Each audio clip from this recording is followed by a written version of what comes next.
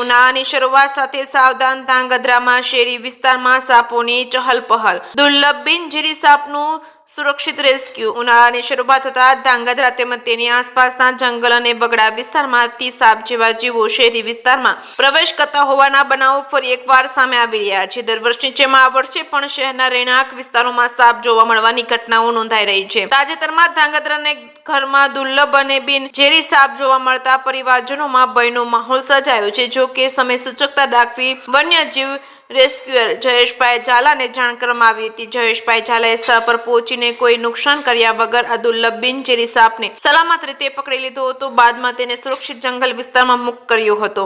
One વિભાગ તથા નિષ્ણાતો દ્વારા નાગરિકોને અપીલ કરવામાં આવી છે કે સાપ દેખાય ત્યારે ગભરાવા બદલે તરત જ રેસ્ક્યુ ટીમ તથા વન વિભાગનો સંપર્ક કરો। સાથે જ ઘરની આસપાસ સ્વચ્છતા જાળવવી, બિનજરૂરી ઝાડી ઝાકરા દૂર રાખવું અને ખાસ કરીને બાળકોની સુરક્ષાનો ખાસ ધ્યાન રાખવાની સલાહ આપવામાં આવી હતી। ઉનાળાની ગરમી વધતા આવા બનાવો વધવાની શક્યતા હોવાથી નાગરિકોએ સતર્ક રહેવું અત્યંત જરૂરી છે।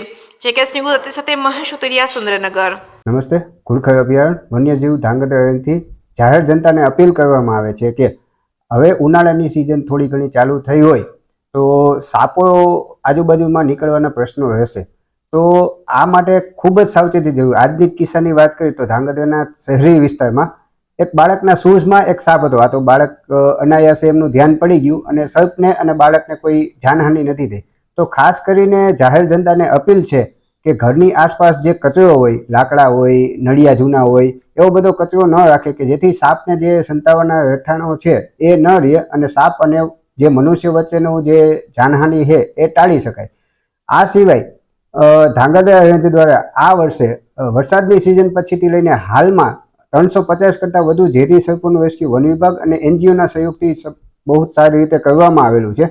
અને જાહેર જનતાને બીજી અપીલ છે કે ભાઈ ક્યાંય પણ સાપ નજરે પડે તો તાત્કાલિક નજીકના વન વિભાગનો સંપર્ક અથવા NGOનો સંપર્ક કરે, જેથી સંઘર્ષ ટાળી શકાય।